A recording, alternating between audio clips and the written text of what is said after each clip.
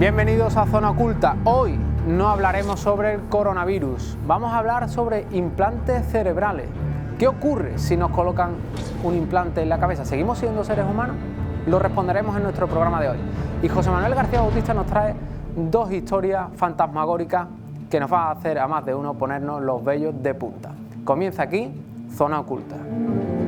Y no, yo no estoy ni usando ni llevando tecnología, sino que soy tecnología.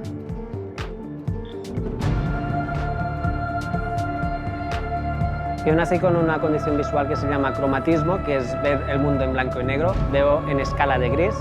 Y entonces cuando supe que no podía ver los colores, pues empezó a crecer esta curiosidad por poder percibir el color. Por lo tanto, lo que ahora tengo es una antena implantada en mi cabeza que me permite escuchar las frecuencias de los colores que hay delante mío. Y lo bueno de escuchar el color es que me permite percibir más colores que los visibles. Por lo tanto, va desde infrarrojos hasta ultravioleta.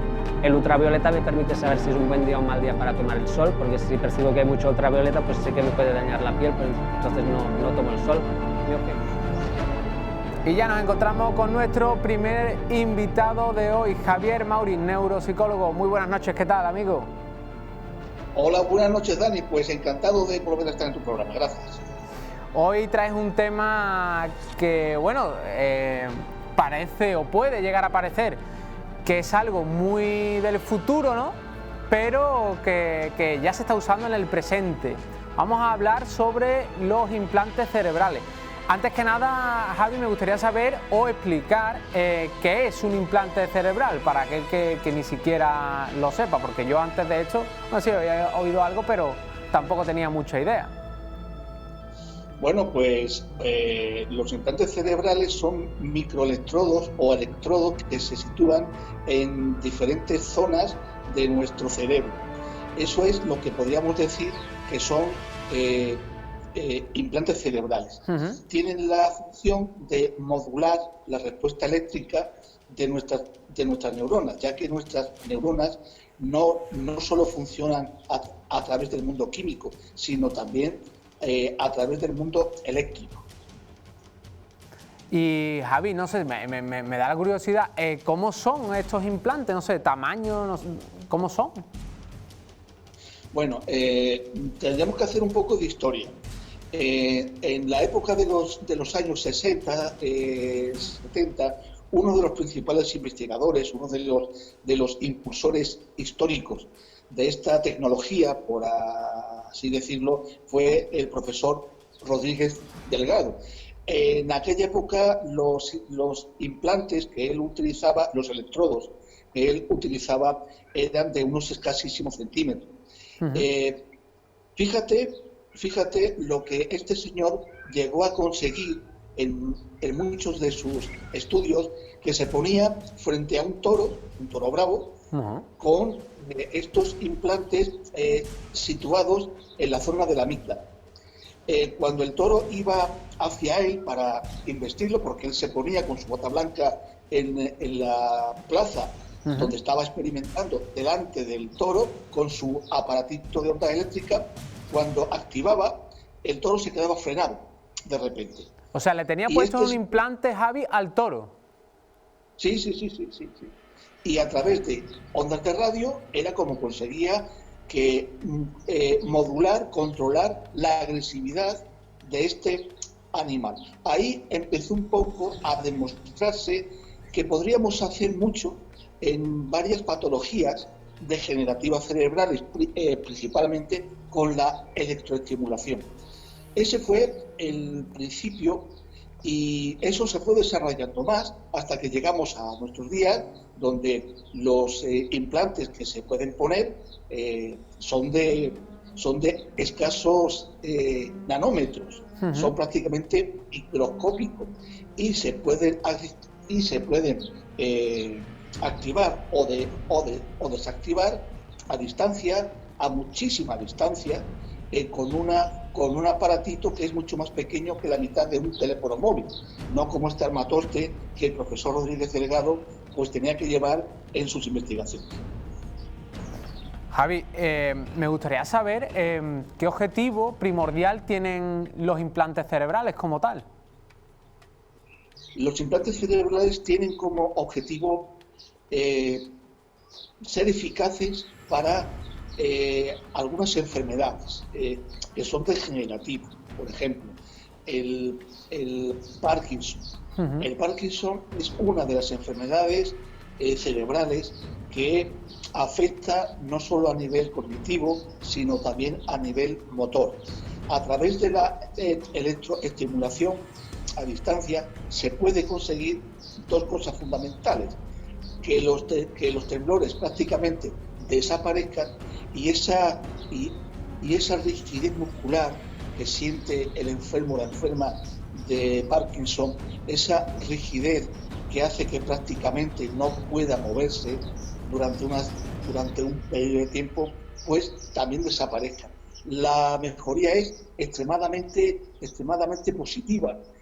Hoy en día se está desarrollando muchísimo todo lo que tiene que ver con la electroestimulación, con los implantes, a través de una persona, de un neurólogo español, que es el profesor Juste, que en Estados Unidos está desarrollando muchísimo toda esta técnica, y prácticamente gracias a sus investigaciones estamos conociendo muchísimo más cómo funcionan las redes neuronales.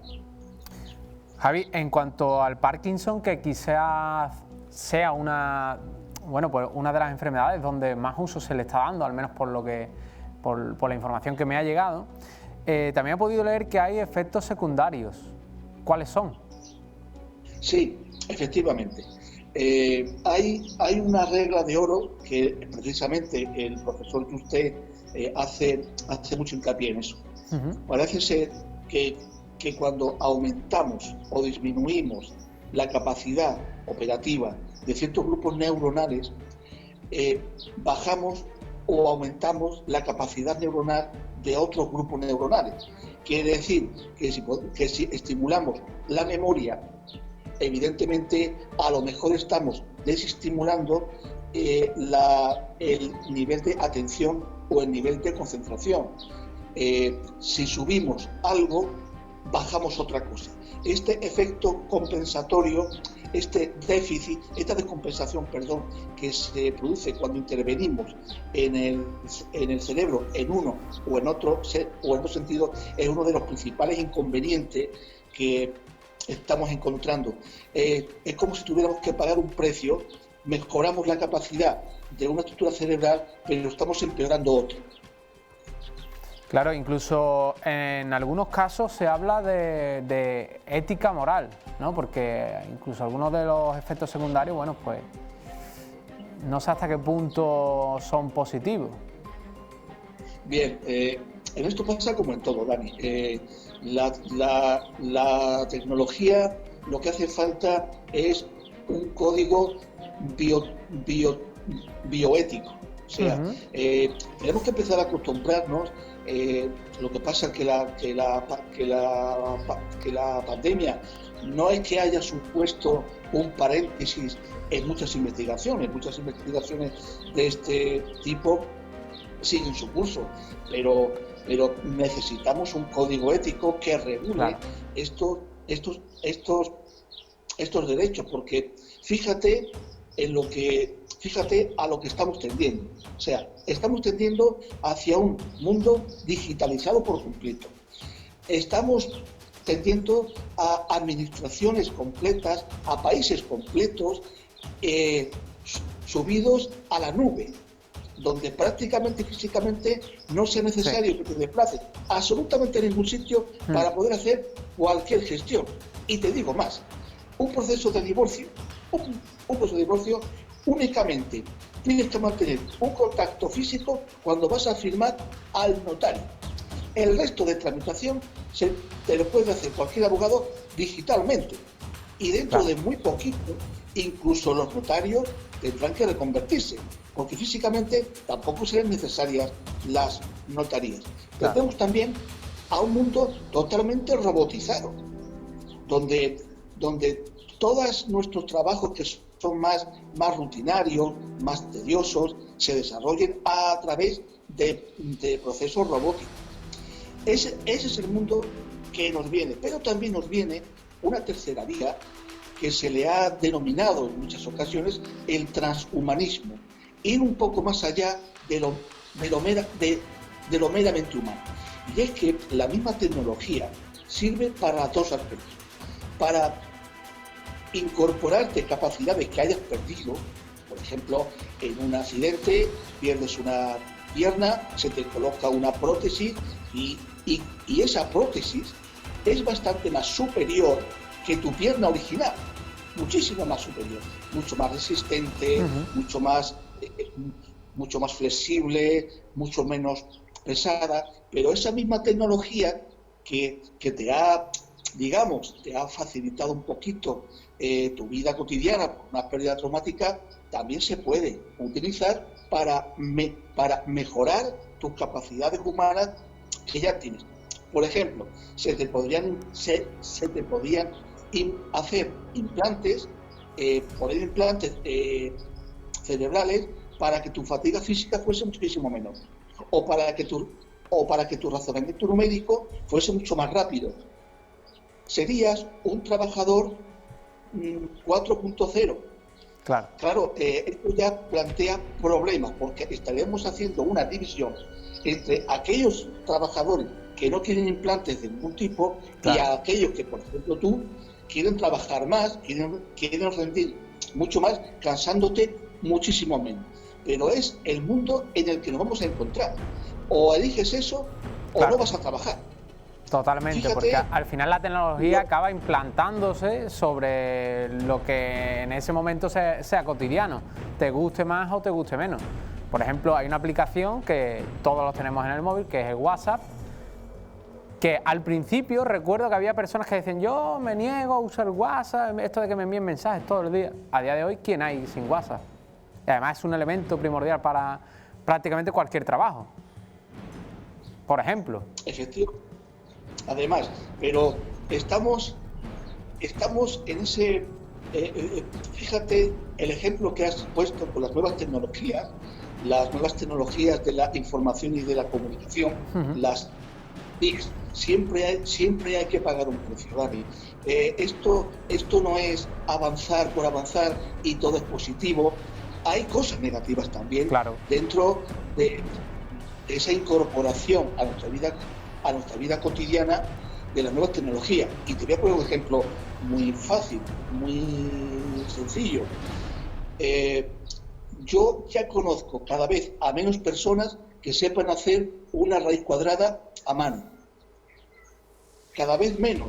Eso coges tu móvil, te metes en la calculadora, que la calculadora es una aplicación de muy antiguo. Antes era una aplicación física, ahora es una aplicación virtual, porque antes era un aparato aparte, que incluso lo llevábamos en las maletas al colegio, la calculadora. Claro, a día de hoy con el móvil eso se ha perdido. Exactamente. Pones raíz cuadrada de 144 y te da 12. Mientras que tú, de cogerla, escribirla, quiere decir que unos aprendizajes nuevos van echando en el cajón del olvido los aprendizajes más arcaicos, sencillamente por un principio de economía cerebral. Ese es el precio que tenemos que pagar por el uso de la nueva tecnología, y por el uso de la implantación de los electrodos, pues exactamente lo mismo. Javi, volviendo a los implantes cerebrales, ¿desde cuándo se están usando en humanos? Bueno, en humanos se está desarrollando desde los años 70, se está investigando con todo esto. Digamos que la década de los 50-60 fueron más para ir probando esto en especies animales, para controlar su alimentación, su conducta sexual, su conducta agresiva. En humanos se empezó a ver todo esto a partir de la década de los años 70. Si podemos conseguir eliminar la agresividad en un toro bravo, en un humano violento, también lo podemos decir. Si podemos controlar la conducta alimenticia en roedores, también la podemos controlar en seres humanos. Y esta es la filosofía que ha llegado hasta ahora, y con la miniaturización de todos los sistemas, de todas las unidades de procesamiento, pues estamos llegando cada vez a más lugares recógnitos cerebrales. Eso que me hablas es prácticamente presente, entiendo, ¿no? Sí. Mira, hace unos cuantos años, 7 u 8 años, la casa Motorola ya patentó un microchip que instalado en tu cuero cabelludo hacía posible que los automatismos tuyos, la puerta de tu cochera, la puerta de tu casa o la puerta de un hotel, si tenías el código, podías abrirlo sin necesidad de tocar absolutamente nada, con la mente, por así decirlo. Esto es hace 4 o 5 años. En un vídeo que hay por ahí, que no sé si lo podrás poner, prácticamente se puede controlar un dron a través de impulsos mecánicos. Lo que pasa es que son movimientos simples, ¿no? Arriba, abajo, delante, detrás, pero eso ya se está consiguiendo hoy.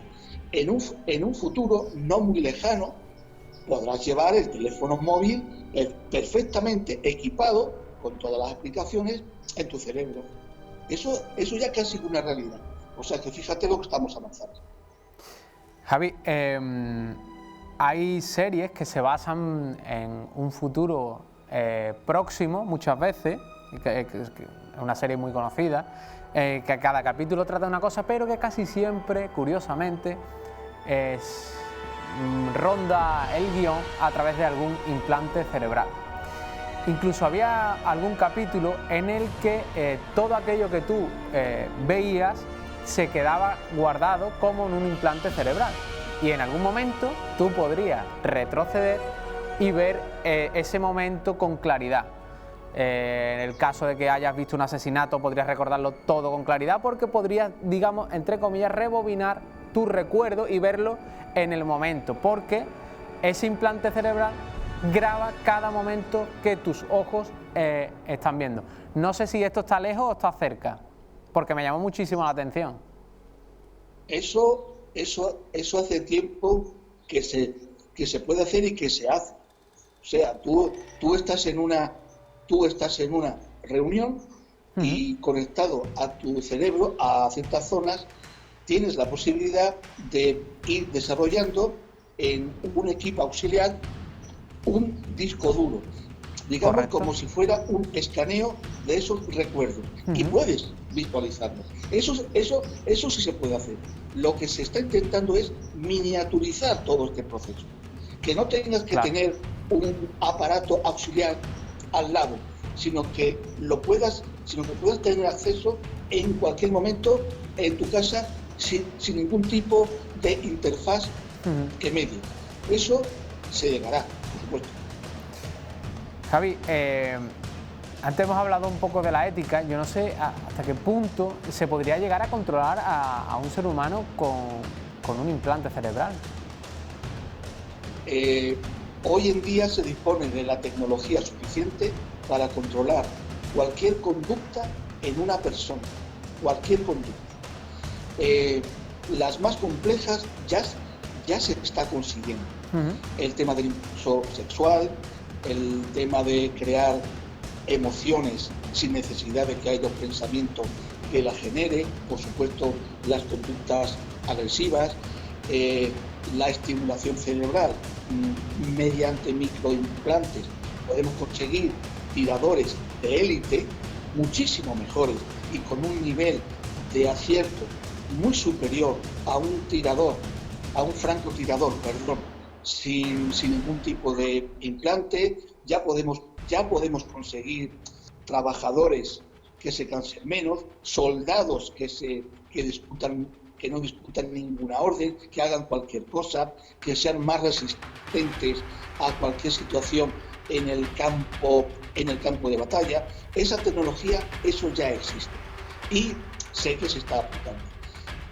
Se puede controlar toda la persona, pero es lo que yo digo siempre, Dani.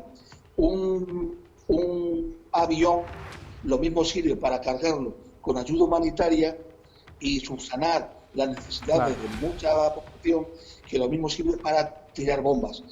Depende de cómo se utilice esa tecnología. La misma tecnología que sirve para curar el Parkinson o para aliviarlo, también puede servir para hacer que un francotirador de 5 disparos no falle ninguno. La tecnología es la misma. Que varía es eso, la ética. Y claro, hoy en día hace muchísima falta un ordenamiento jurídico, bioético que regule todo esto. Javi, a falta de esta ordenación, que no existe, hemos hablado antes del Parkinson y para ir terminando me gustaría saber si hay alguna otra enfermedad que se pueda curar, que se pueda tratar a través de implantes cerebrales. Una de las enfermedades donde más promete la implantación de esta tecnología para mí es una de los trastornos degenerativos cerebrales más injustos que existen y más destructivos, que es el Alzheimer. El Alzheimer es un tipo de demencia que, como tú sabes, va hacia atrás. Se sospecha, porque no se sabe todavía demasiado bien, que hay un tipo de neurona, porque hay varios tipos que degeneran demasiado rápidamente. Ahí se está investigando mucho y seguramente dentro de no mucho tiempo seamos capaces de ralentizar ese Parkinson, ese Alzheimer, de que la involución sea mucho más lenta, incluso que desaparezca. Eso es uno de los campos más prometedores. En el campo del autismo también se está investigando mucho, en el campo de la psicosis esquizofrénica o de la psicosis en general también se está investigando mucho, en los trastornos que tienen los niños, en el TDAH también se está investigando mucho. Son todas las parcelas donde siempre han tenido una intermediación química mediante fármacos. Estamos descubriendo que con los microimplantes tenemos no los mismos efectos, mejores resultados sin necesidad de cargar a nuestro hígado de fármacos que siempre suelen ser tóxicos también. Javi, pues no sé si se nos queda algo atrás sobre los implantes cerebrales. Lo único que yo quisiera comentar es ese miedo. El miedo que tenemos todos, se han hecho estudios y curiosamente la gente más joven sí se los haría, pero la gente más mayor no. Son estudios de mercado que hace unos 5 años que se empezaron a hacer, a ver la implantación o la aceptación que esta nueva tecnología tendría. Claro, yo creo que el miedo es cuando se desconoce. Cuando conoces la nueva tecnología, conoces las limitaciones que los estados tienen que imponer porque son necesarias, y la gente empiece a descubrir que esa nueva tecnología le va a mejorar muchísimo la vida, creo que ese miedo irá desapareciendo y podremos ver la nueva tecnología y los microimplantes cerebrales como una cosa más para ser un poquito más, para dar ese paso en la evolución de un nuevo ser humano integrado en su medio ambiente, integrado en el contexto social y, por supuesto, integrado en sí mismo. Javi, para terminar, me gustaría saber si una persona con algún tipo de implante cerebral se va a seguir considerando un ser humano. Sí, se tiene que seguir considerando una evolución más de un ser humano. Por ejemplo, una persona que le ha sido implantada un marcapasos, eso es un ser humano, pero es un ser humano en donde se le ha integrado un mecanismo artificial, como es un marcapasos. A ese tipo de personas se les suele llamar cyborg. Por ejemplo, hay un segundo nivel de cyborg, que son personas, seres humanos, cuya vida la desarrollan con un implante mecánico puesto en su organismo. Son aquellas personas que han perdido un brazo, que han perdido una pierna. Recordemos al malogrado Pistorius, que con 2 prótesis Fíjate, solo que luego se nos malogró el buen señor. Y luego está aquel tercer nivel de personas humanas, cyborg, que lo que quieren es mejorar lo que ya tienen. No es que funcione mal, es que quieren que funcione mejor. A estas personas se les suele denominar en el argot nuestro cyborg o transhumanos. Se les considera como un paso más en la cadena evolutiva, los homo cibos, por decirlo de alguna manera, pero con todos los derechos y con todas las cosas que tiene cualquier ciudadano. Pues Javier, muchísimas gracias por haber estado aquí. Como tú bien has dicho anteriormente, lo negativo de esto no es la herramienta, sino su posible utilización. Así que nada, muchísimas gracias por estar aquí. La semana que viene te veo de nuevo, amigo. Muchísimas gracias, Dani. Encantado.